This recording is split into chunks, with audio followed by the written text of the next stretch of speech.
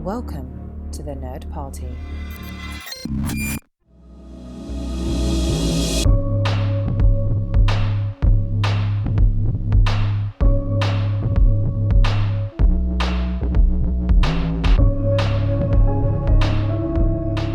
Welcome back to the House of Scott, the latest entry in the Houselights saga that goes on exploring the work of directors through all sorts of various combinations that we dream up and that entertain us.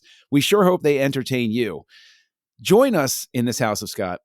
I am John Mills, and I am joined by my fellow let's just go brass tacks here. I guess this is another cast of scumbags that we're exploring in a Tony Scott film. So with my fellow degenerates, Tristan Riddell and Darren Moser. Gentlemen, I can't tell you how excited I am to talk about 1993's True Romance with the two of you. I am excited about what's coming in this discussion. I don't know what to anticipate, much like the audiences that walked in to see True Romance back in 1993. I really want to talk about one thing, because this was my first time seeing it from beginning to end. And like, this was one of those movies that I saw just chunks of throughout time, like since 93. Like, I just kept seeing chunks of it, whether it was on TV, at a friend's house, whatever. So like, I felt like I had seen the whole movie, but just completely out of order. So it was interesting seeing this for the first time from beginning to end. And I really want to know the differences between theatrical and the director's cut. Because this is a director's based show, we always watch the director's cut. And that's what we watched in preparation for this week. So, John, do you know a lot about the theatrical cut and the differences? The primary differences between the director's cut, quote unquote, and the theatrical cut are basically that they had to make edits to get the R rating because there were certain things that were deemed too intense for audiences back then. I know that there is one scene in specific that was trimmed in the theatrical version that is a little bit more brutal in the director's cut. I believe that there is a change as to who shoots one of the officers in the final gunfight. It wasn't Patricia Arquette, right? Like, right. It wasn't her character. It was, yeah. Okay. Yeah. So who shoots the officer is different in the theatrical versus the director's cut. And those are the primary differences. I know that there are still lost scenes in this movie.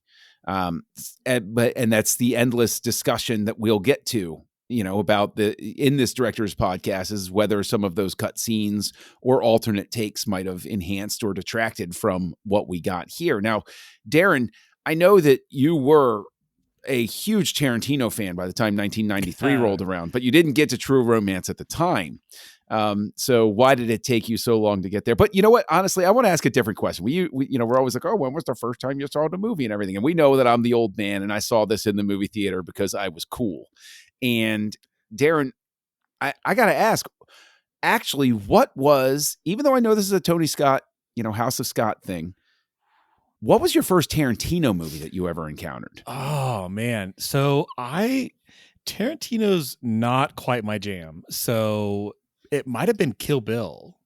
And I've seen, clips from Pulp Fiction and all that stuff, but like a whole movie through, I think it was that. What I actually did with Kill Bill, I don't know why, because I was film nerd, is I didn't see part one in theaters, waited to, like, the DVD came out like the week before part two came out, and timed it so I could watch part one, end it, drive to the theater and watch part two on the day that it came out, because for some reason I felt I needed to do that. That's a smart way to do that. Put a pin in that. We're going to come back to that because, Tristan, I know that you saw Tarantino before. Kill Bill was not your first Tarantino film, correct? No, Reservoir Dogs. Trust me, I'm building to a point here. When you come in and you see True Romance, which you say this is the first time you've watched it, all the way through. Right. End of this film, do you feel that you have watched a Tony Scott movie, or do you feel that you have watched a Quentin Tarantino movie? This is going to be a cop-out, but I feel like I watched a Tony Scott film. That's not directing. A cop-out. No, you can't let me finish. Okay. I feel like Tony Scott directed a Quentin Tarantino script. Basically, that's what it feels like. That is what happened, though, right? Yeah, Right? it is what happened. I'm not missing something. But the reason I was so excited with the way you were phrasing it is there's another Quentin Tarantino script that was directed by Oliver Stone called Natural Born Killers. Tarantino hates that movie because he feels that Stone was just trying to copy him in a lot of ways. And he also made certain artistic choices that Tarantino didn't like what happened to his script. You've talked about that, where, what torture it must be to be a screenwriter and see what happens to what you've written.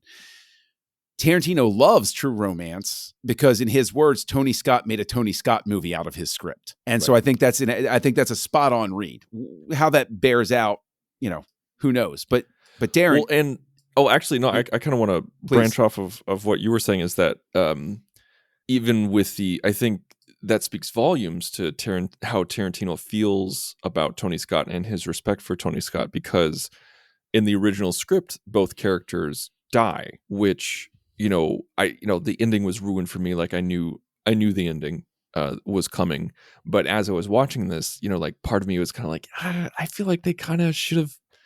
I feel like they should have died. I felt like it was too, neatly wrapped up, and it felt very, Hollywood producer notes to me. But then I read a quote from Tarantino saying that he confronted Tony Scott, saying, "Why do you want to change the ending? You're making it all Hollywood. Like you're making it all perfect and lovey-dovey and like a happy ending. That's not you." And Tony Scott replied, "He's like, no one's pressuring me to do this. I'm not trying to Hollywoodize it. I fell in love with these characters and I just don't want to see them die." And Tony Scott was able to convince Tarantino that this was the right ending. And Tarantino said, I would do anything that Tony Scott asked me to do. And he says, this was the right Tony Scott ending for a Tony Scott film, is how he phrased it. Isn't that beautiful? And the thing is, to something that you had nestled in there, Tarantino, notoriously cantankerous and opinionated, that is such a sign of respect from him to say, okay, somebody convinced me that I wasn't absolutely correct. But Darren, I'm coming back to you. I told you to put a pin in that with Kill Bill. You watched Kill Bill Volume 1 and 2. Do you see Tony Scott? Same sort of question. Do you see this as a Tarantino? Like, is this unmistakably Tarantino, even though it's a Tony Scott film visually and editorially? I would say yes. I got the Tarantino vibes for sure. And I think a lot of that is in the characters, the writing. There's a lot of, it's this weird mesh of scenes that feel almost ad-libbed, but then, like it also fits perfectly with everything else. I also felt a great sense of fear for pretty much every character. Like once we had the interrogation scene with Christopher Walken, I'm like, nobody's safe. Nobody is safe in this movie. And but even though I also did pick up on the very end, I'm like, I think they're both going to be alive. Partially because of the very, very beginning with the voiceover setup of like, I'm telling you a romance story. Mm-hmm. I'm like, well, how could we tell the story if at least she doesn't survive? Because when, I'm kind of, sometimes when I'll watch movies for the first time, I'll kind of skim Wikipedia, but I'll skim it after I've gotten through that part because I don't want to like necessarily ruin it for me, but I'm, always curious. And when, Tony Soprano, Yeah. what's his name? Uh-huh. But when he's going out, I'm like, maybe she dies right here because, dear Lord, like, he makes one mistake and that's what kills him. But yeah, I felt major Tarantino vibes, and it's hard to quantify. Is it the brutality aspect? Is it the way the characters are written? Is it the sex, drugs, and Hollywood and all that stuff? It just felt like it. I was not surprised. Well, there is unmistakably a brutal edge to this movie. And, Tristan, I'll kick it over to you first because I have my own opinions, and I'm sort of like, I'm going to be completely transparent here. It would be way too easy for me to be a bore on this discussion. And so I'm working very hard, very assiduously to make sure that I don't become a bore. And when I inevitably hit some point where I go on a tear about a scene, it will inevitably come through. But Tristan, with the brutality here, being familiar with the works of Tarantino, how do you feel Tony Scott's style handled the brutality? Do you think that Tony Scott made it more difficult to watch? Do you think he gave it a more realistic edge, a more energetic edge? Because Tarantino has very stylized violence. It may be gory as hell, but in Hateful Eight, when a guy's head explodes, there's that sort of nervous laughter thing that happens where you're like, oh, that's ridiculous. You're answering for me, John. Sorry. Don't mean to. Didn't mean to. But I mean, expound on that though. Like, what do you think Tony Scott brought to the violence here? I think you started to hit on it. That's why I wanted to stop you, because I think you're right. I think this is one thing that's been a constant thread through this entire House of Tony Scott has been. He has an undeniable look and feel to his movies. He has a style that cannot be put down and cannot be squashed, even by a powerhouse that is Quentin Tarantino's writing style. And I think I do think Scott made it much more realistic. Like when you think about the scene with Patricia Arquette and James Gandolfini, that is friggin' hard to watch. That is rough. That is a rough scene. And I'm thinking about, like a Tarantino, something that's analogous to a Tarantino directed film. It would be rough, but at the same time, you would know, oh, it's going to work out.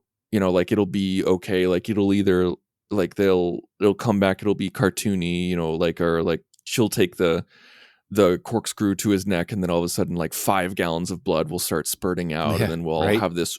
The audience will have a release. We will be like, oh, it's okay. Like I just saw something graphic, but it's Tarantino graphic. And so I can kind of step back a little bit. Like I can be separated from it. Scott doesn't give you that option. Scott doesn't give you the leisure of laying back in your seat and going, it's all going to be okay. It's going to turn out all right. Even though we know that she's going to make it out, we have no idea how she's going to make it out, or if she's going to be unscathed.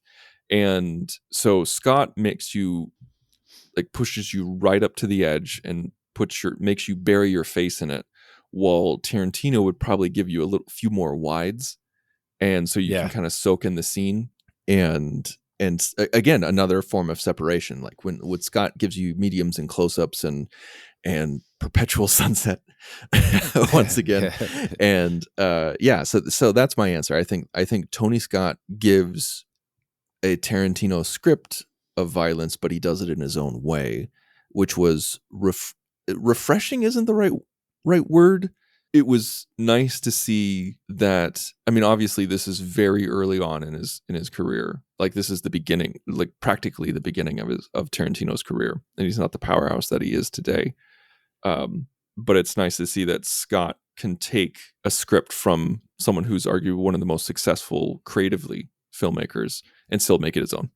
Now, Darren, I know that you said earlier that Tarantino is not quite your cup of tea, and Tristan, I think, just put a cherry on top of the sundae and said, yeah, Scott doesn't let you up off the mat in terms of the violence that you have to look at. That scene with Patricia Arquette is incredibly difficult. Even the scene where Drexel is having the fight with Clarence, that is a tough thing to watch because there's a lot of awful going on in that moment. I know it's not your cup of tea, but did it work for you the way that Scott put it together? Even though it was uncomfortable, was it still... I was riveted. Okay. I was riveted every time. I mean, I think back to Dennis Hopper, pop quiz, you're going to die. But honestly, I was glad when he was shot because I was so worried. I'm like, how far is this going to go? Like this guy is nuts. And you could see his dad, Clifford, realizing I'm dead. Like as soon as I walked in this room, I am dead. So the choice is, do I hang on to not reveal things that'll hurt my son, and that's the decision he's having to make. And so, he cuts the inside of his hand, and you're just like, ooh, oh, okay, it's gonna be that kind of a scene. And then I'm like, I was kind of like, Lord, please just have him be shot, because I'm like, this is the kind of guy who cuts ears off. This is the kind of guy who makes it messy and slow. And I'm like, I don't know if I'm ready for that. And then, fortunately, he just, Christopher Walken shoots him in the head like twice. But yeah, fortunately, no, it was, fortunately. Yeah, fortunately. Worked out. It worked out. No, Yeah.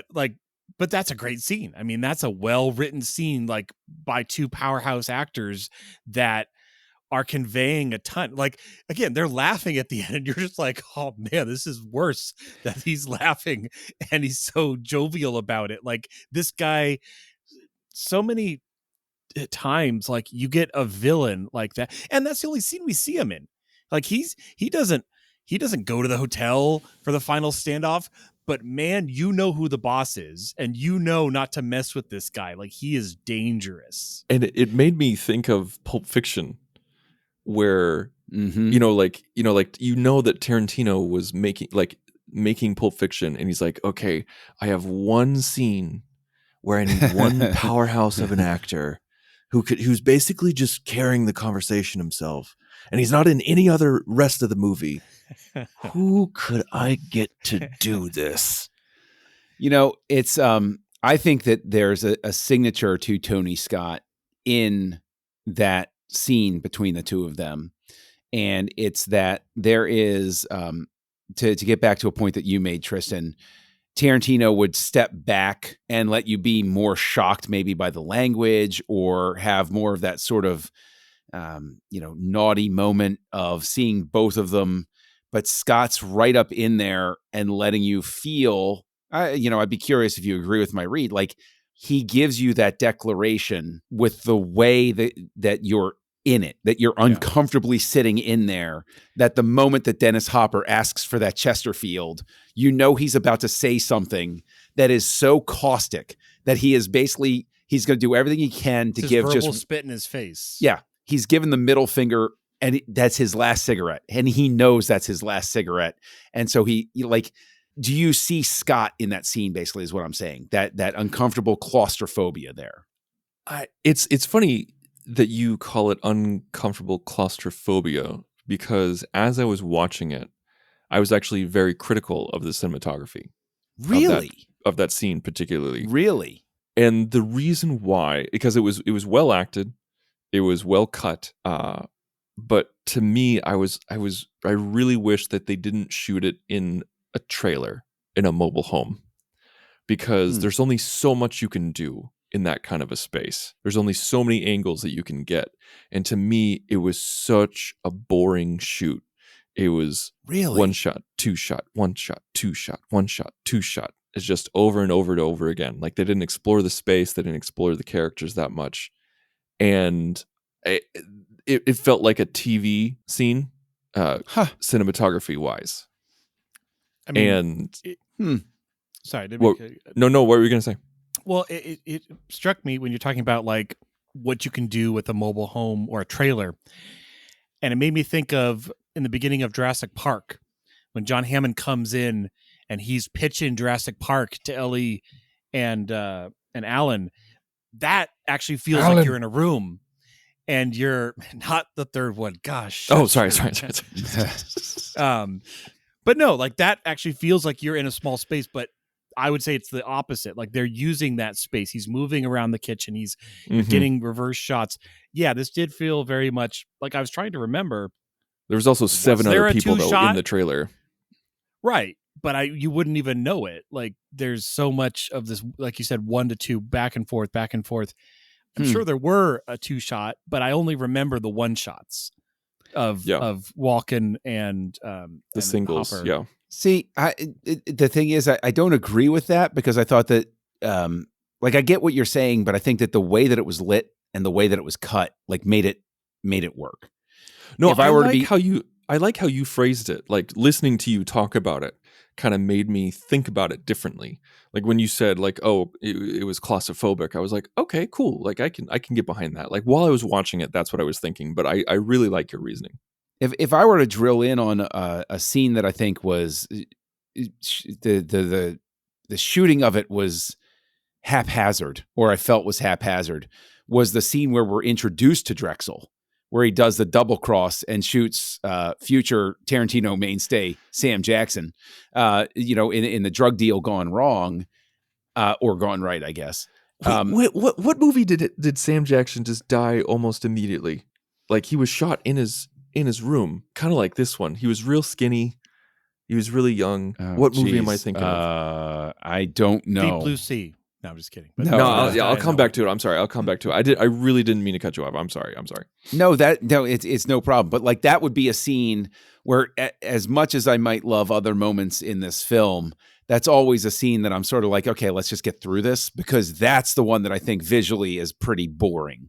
Where I'm like, okay, this is just, you're all lost. The audience is completely lost on the geography of the room, because you can't really tell what's going on because of the lights. Everything's red and neon, and so you can't tell where they are. And then, like, because he does intercuts of the shotgun and of the guns and everything like that, sometimes he crosses the 180 line a lot because they're throwing each other around.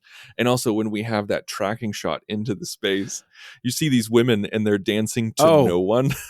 Oh God, no! I wasn't talking about the Drexel fight. I was talking about Sam Jackson. Oh, jeez, you're right. I'm talking about earlier. I skipped ahead. That's but what I felt the same. I felt both the same with scenes the felt the Drexel same. fight. I was like, I have no idea the topography of this room, and there is just junk everywhere. And I could, I mean, I know there's a lamp, and he aims it at his face. That's my anchor of where we are in the room, and that was it. Now, I didn't even realize that was Gary Oldman.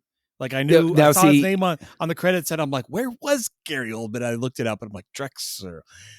Look up the picture. Oh my gosh! And that's the thing is, I remember. I don't even know if this is cited on Wikipedia or anything like that, but apparently it was Tony Scott who sold Gary Oldman on the idea of playing the role by telling him he could go real big with it.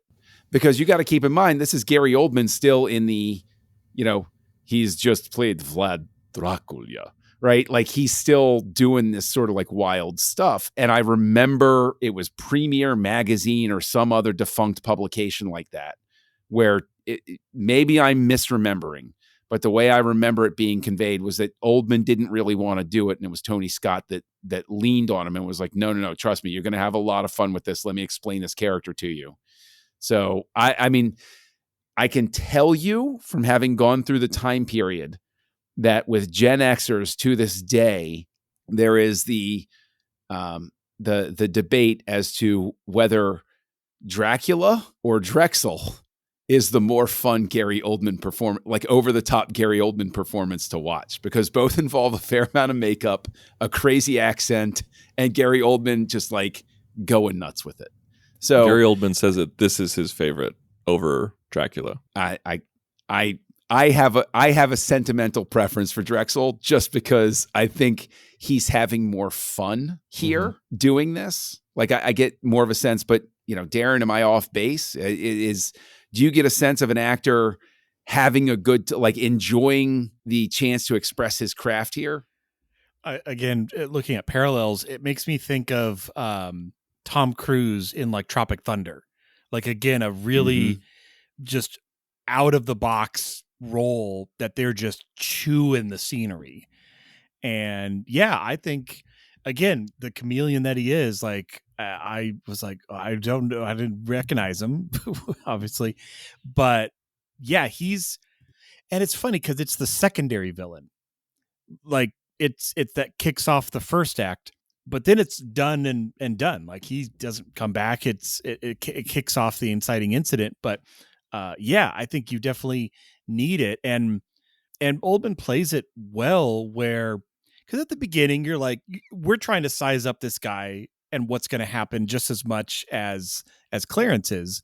And so at the kind of the very beginning, he's like, oh, hey, just get a drink. And you're like, oh, maybe this is going to work out. And then you're like, no, this is going to go very, very bad for everybody in this room.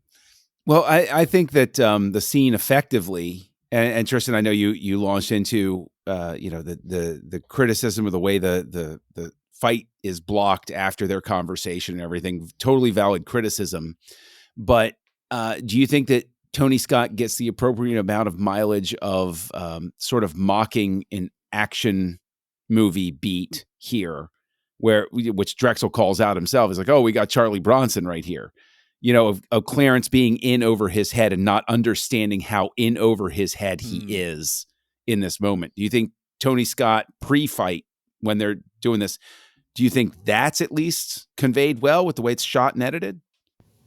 Yeah, I think pre-fight, absolutely. Like, I really enjoyed that exchange between Drexel and Clarence. I thought it was well done. And of course, like, Gary Oldman carries the scene and really sells that he can read him up and down, where you'd think that this guy is just a thug or he's just a brutal moron, but he clearly isn't, with the way that he's gone as far as he can in this underworld for that reason, because he can apparently can read people and size them up, and he has legitimate reasons as to why he's thinking these things. And so that was nice to see, but he also has muscle, with him. Like, he's still a skinny white guy who thinks he's black and is still a pimp. And so he has muscle. And yeah, so I think that was well edited. I think that really, I don't want to say saved the scene, because I don't think it was like a horrible scene or anything like that. I just think the geography of the room and the editing of the fight was a little off. That's all. But I think it was great Scott tension building, where, like, when he's throwing the lamp at him back and forth, and that's going back and forth, like, Scott can take just a lamp swing and put you on the edge of your seat and make you uncomfortable. And I think that's one sign of a great director, is that, and we've seen him do it time and time and again in previous movies, where he's able to interject something just to build up the anxiety, build up the tension. Well, and in a way, that scene is important, because it almost didn't sell me on it. Because if you don't accept that scene, then you're kind of stacked against the protagonist because of his stupidity, because he literally sets up his own, like, this whole chain of events. Like, he didn't, because I'm thinking, you didn't have to go there. You guys could have just disappeared off into the sunset and been happy and, like, had none of the story. But it was, once he's like, hey, I know where you live, I'm going to go get her. Like, he obviously was not going to leave them alone, was not going to just disappear into the background. And then coupled that with her reaction of it being romantic, which, but just that just sells on their love. But those two things coupled did sell me on it. But there was a moment in the middle where I'm like, and he's forgetting his ID, and it was teetering on, the protagonist just making dumb choices. And I don't want my protagonist to be dumb. I want bad things can happen to them, but he was smart enough to bring a gun. He was smart enough to, kind of save that till the last moment, and good things like that. But I was on the fence for a moment, like, kind of just being stacked against him from the beginning. Well, and here's a question, that I'll throw to you, Tristan. Do you think that watching this, that the film should have had more time spent with Clarence's delusional hallucination of Elvis Presley counseling him? Do you think that there's a mentor? Yes, quote unquote, the mentor. So Val Kilmer goes, we have Gary Oldman playing Dracula and then playing Drexel. And then we have Val Kilmer playing Jim Morrison to playing the mentor. Do you think that the film could have benefited from teasing that out a little bit more? Letting the audience, like, do you think that it's too easy for people to overlook that Clarence is not entirely stable, as evidenced by his hallucinations? I think we needed one more scene with Val Kilmer. Just one really would have, I think, nailed it. Because I really liked the introduction. I thought the introduction was great, and then you forget about him by the time he pops up in the end. You're like, oh, right. Okay, this is right. That's right. He's delusional. Or is he delusional? Is he just imagining things? Or is he actually seeing these things? And so I feel like if we saw him one more time in the middle, somewhere in the second act, that might help sell that a little bit more.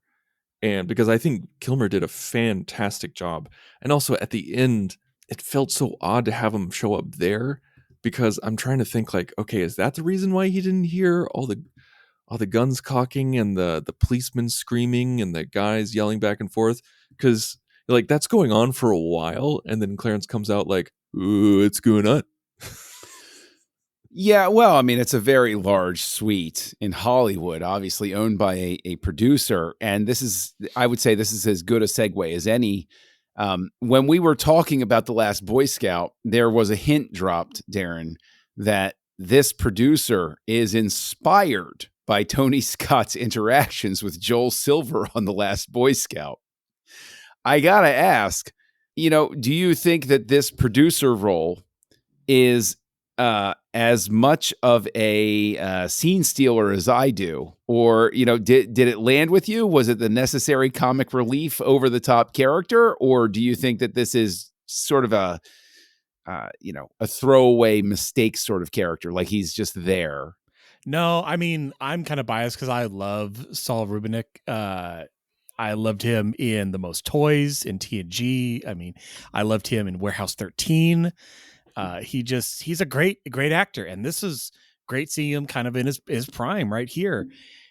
And he was he's a villain. He's obviously an antagonist towards our hero, but he's smart. Like, I loved his back and forth. I love the fact that he's not just letting Clarence get away with, he's asking the right questions. He's like, well, who gave this to you? Like, why did they think you could move it? And Clarence does BS him, but it is a give and take. Like, Clarence has to deliver a satisfactory answer. So I love that exchange. And, of course, we can't just have that exchange going on. We have to also have the cops be, like they're watching a soap opera in the other room, and like the mob's coming in and everything's going crazy. But no, I loved him. I think he was a great part. And I mean, maybe I definitely see what you're saying about maybe he could be related or inspired by a real person or a real interaction. But I would almost say I think it was a great character. So I would say that's not a bad thing. I would say that would almost be a badge of honor, because, although when is this movie meant to take place? Is it meant to be like present day 93? Because I got kind of more 80s vibes. I don't know, maybe a little bit earlier than it was made. I always took it as just it's happening in whatever time it was happening. Whatever year it came out was the year it was happening. But that's a very interesting question because, during our discussion about The Last Boy Scout, I think I was the one that said this feels like somebody went back in time to 1967 and brought a film crew back, gave them modern stuff, and then sent them back in time. Tristan, do you think that Tony Scott... It's like an 80s Vice movie. It has that vibe. But Tristan, do you think that Tony Scott winds up being the correct director because he had done Beverly Hills Cop 2 and The Last Boy Scout? That made him better suited to direct a movie like True Romance because he knew the vibe that Tarantino was infusing this with. I think it was funny that it also took place in Detroit. Like, I kind of giggled when I found out that they were in Detroit. And I was just like, that's funny. They like Eddie Murphy's just walking around in the background. Yeah. No, I have no idea. Film scene of Clifford talking to his cop buddy Axel Foley. It just brings it all together.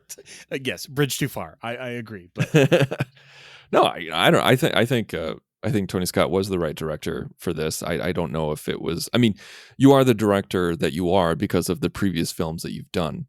So it's hard to divorce yourself from your past, because that's what gets you noticed by producers and studios and companies and other people. And yeah, absolutely. I think there's a reason why, Tony Scott was selected for this or was approached for this. And yeah. But I mean, my question is, do you think that this is Tony Scott?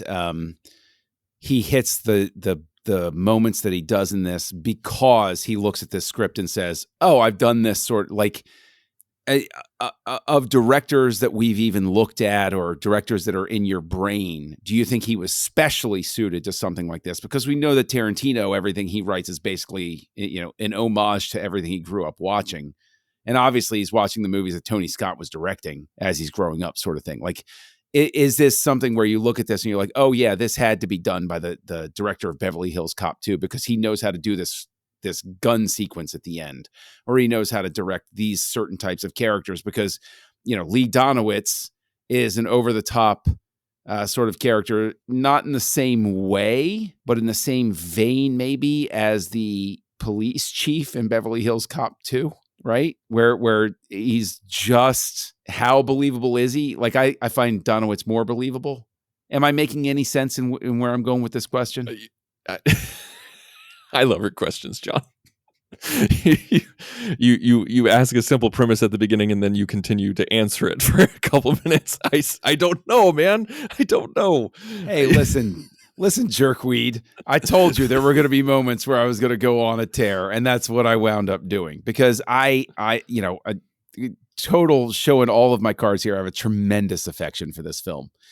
And I have a tremendous love for it that goes back to 1993 when I had a huge argument with the legendary Joey, who had a lot of issues with this film and really didn't care for it. And it was one of those things where it was a movie the two of us never saw eye to eye on. Darren, one of the things that Joey and I never saw eye to eye on was the music done by Hans Zimmer. I got to ask you, is You're So Cool, the title track from True Romance, one of the greatest things ever laid down on a film soundtrack, or is it not? Is that the weird instrumental piece that would creep in the xylophone once in a thing? while? Do do do do do do do do. It was that one. Really weird. I'm trying to think what other movies have had that vibe. Because it definitely had a vibe. Oh, what was it? Just, I don't know, movies with kids in them where the kid's standing up for what he believes in. That's the kind of movie. Or, what it made me think of was a Houselights movie that we did. The one with Sean Connery in the jungle. Medicine Man. Medicine Man. That directed by John sounds Tiernan. It would show up in Medicine Man. They're in the middle, the pan flute's going and he's researching. I would not be surprised if that. So yeah, that one, again, not necessarily out of place, but a really weird take because, yeah, it was out of left field every time. It's oh, this music back. Here we go. La, la, la. Here we go. Yeah, he must really like that, just that pan flute. So, yeah, I'm not going to say I didn't hate it, but it was weird. It was really weird. It can be a little off-putting for some. Tristan, are you in Camp Darren about the track "You're So Cool"? No, it didn't bother me. I thought it was charming. I thought it was unique enough that it's the kind of thing that you don't normally hear as a motif or a theme for a couple in a kind of a Bonnie and a Clyde type situation with ramped up violence. So I thought it was unique enough to be okay. I totally get what Darren's saying. And the Medicine Man music made me want to retch, weird. But well, no, it was weird, but it was my kind of weird. I liked it. What's interesting is there's actually something that I tie to in my brain where there's a terrible, you can only like it ironically, Arnold Schwarzenegger action movie called Commando, where James Horner for some reason fell in love Commando. with. But do you love the music that James Horner did for it? Do you? Yeah. Do you really? Okay. Maybe not the music, but I feel that Hans Zimmer takes that and says, you know what, I can refine that and make it listenable at the very least. I think that's the minimum level of win that you would have to walk away with. But in terms of the Bonnie and Clyde story, Darren, the core of this film, whether it works for you or not, is going to be whether you fall in love with the characters as much as Tony Scott did.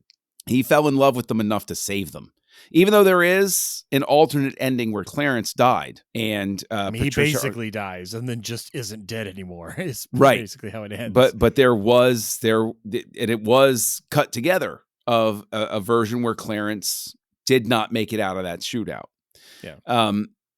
Did you fall in love with the characters the same way that Tony Scott did, or do you feel that they should have been dead as doornails on the way out of this film?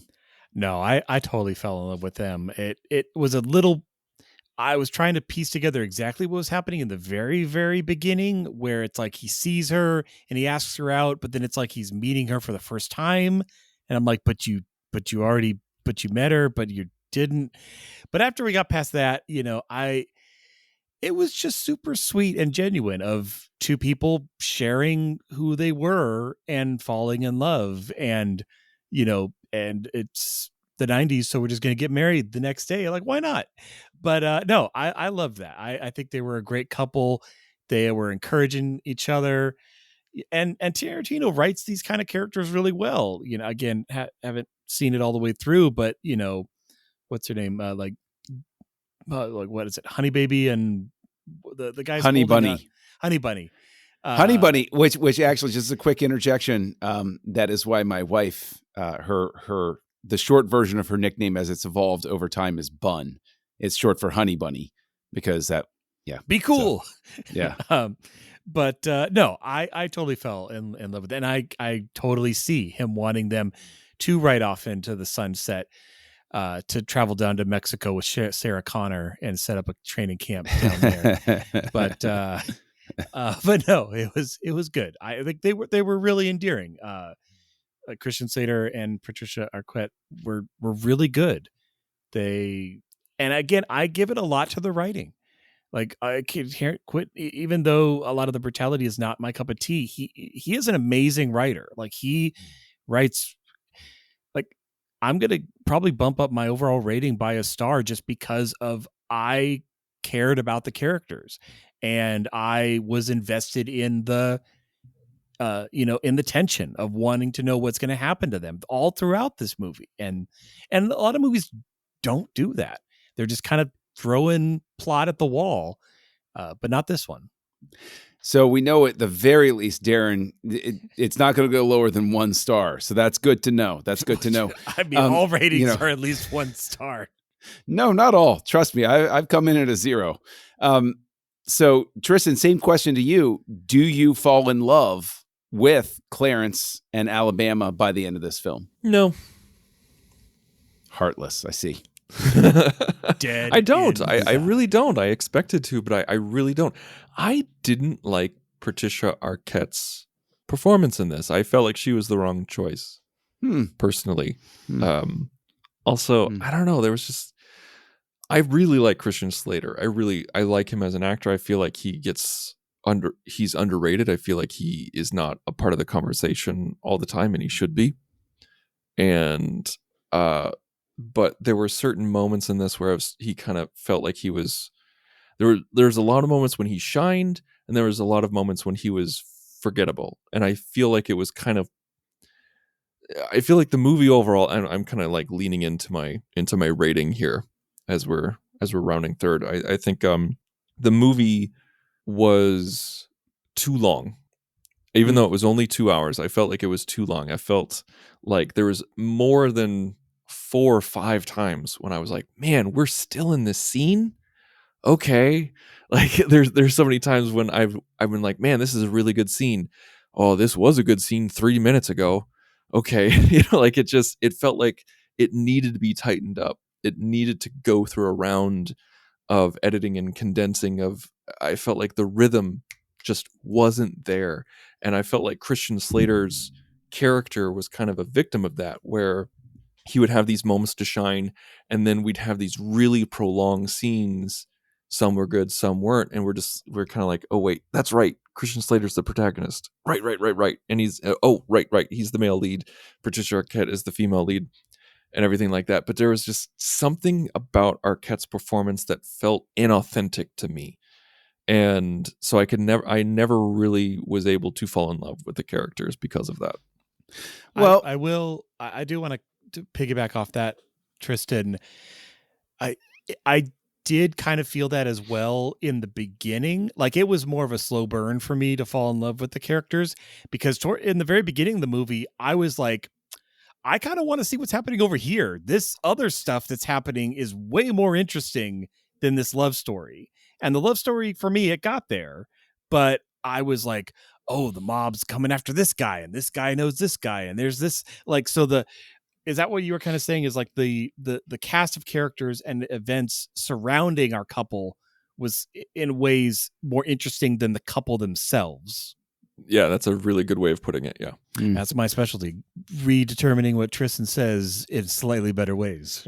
And my specialty is answering my own questions. But since we're already talking about our final ratings right here, I'll go ahead and go on my very brief diatribe and say that Tristan is very wrong, and the characters are very lovable by the end. And the I reason really wish I could count. I wish a loyal listener would go back and listen to our episodes and go, Tristan is very Tristan wrong. is wrong. yeah, I would love to have a tally. But the what makes the characters so lovable is that I consider them so believable in the sense that they have dysfunctions that I believe could exist in the real world. And I think that in terms of side characters, I can plainly say that Brad Pitt's turn as Floyd is one of the greatest, most overlooked cinematic tour de forces of all time, because I knew Floyd. I knew Floyd really well. Floyd was my roommate for a while. Yeah. Floyd exists, and every time I watch this film, I am overjoyed to meet Floyd again because he makes me laugh, because there's a part of me that looks at that and says, Brad Pitt ain't acting. Brad Pitt was that guy at some point in his life. Maybe not then, but he was that guy at some point, because that's too good. That is not somebody going to a Stanislavski method classroom and figuring out how to act like a stoner. That's somebody who's like, nope, I got this. Can I put some weed in this honey bear thing? Because I kind of know what I'm doing right. I won't forget my lines. Don't worry. So when the shotgun cocks and he's like, yeah, okay, okay, yeah, you're gonna go down that way for a long time, and then you're gonna make a right. God, I love that performance so much. I can't believe that's the guy that was later in Fight Club. That kind of bends your brain, doesn't it? That Fight Club's only 6 years after this. Yeah, like, what the hell? Tarantino talked about how Brad Pitt really took something that was nothing on the page and really made it into a memorable performance. Like there's a reain why he's a movie star. Keep the camera rolling and cock the shotgun, then I'm gonna do this. Yeah, yeah. I mean, the thing is, he's what 12 Monkeys is 2 years after this or something, 2 or 3 years, and it's like I can't even like it. You know, brief interlude. Brad Pitt's talent is so often underappreciated by the general public because he is that good. Like, it's ridiculous how talented that guy is. You look at this, you look at 12 Monkeys, you look at Fight Club, you look at Ocean's 11, you're like, wow, that guy. You look at Moneyball, you look at it. Anyway, Brad Pitt appreciation moment over with. Let's go right into our ratings right here. So Tristan, I already know you're going to disappoint me, but Darren hates to go first. So I'm kind of torn here. It's a very difficult moment. So I'm going to light this Chesterfield right here, and I'm going to decide that I'm going to go first this time. So we'll start with me. We'll go a little bit different here. I unabashedly adore this film. There is so little in it that doesn't work. Okay, look, for a film to be there is no like perfect film. I think we can all agree on that. There's always, even if you think something I thought that's the quest we were on. That's why we're doing this podcast, to find the perfect. No, I'm just kidding. No, I like even in a perfect film that you love, there are moments where you're like, yeah, that could have been a little bit different. That could have been a little. Yes, even in The Girl with the Dragon Tattoo, Tristan, I see that face that you're making, even though this isn't a visual medium. I'm right. I was going through Fincher's filmography real quick in my head. Yeah. I hate that you know that. Gone Girl has that camera thing that doesn't cut on the door. I will never let you forget that, Tristan. Never for the rest of your life. So long as I breathe, that will come up every so often. Anyway. I've gone beyond anger at you guys to anger at myself. I'm just like, I can't believe I said that. You deserve it. And I will say that, I'll cite this right here. It had a budget of $12.5 million and domestically earned 12.3. This movie is a flop by any stretch, but it's said all over the place that it developed a quote unquote cult following over the years. I can assure you that I was a member of that cult following from the moment I walked out of that movie theater in Olney 9 Cinemas in Olney, Maryland, and I said, I freaking love that thing. This is a 5-star film, if ever there was one for me. Absolutely adore it. Love everything about it. I love that the music is weird. I love how pulp it is. I love the performances. I'm in love with Clarence and Alabama by the time they get to the end. I would have been devastated if Clarence had died at the end of this film. I needed him to survive.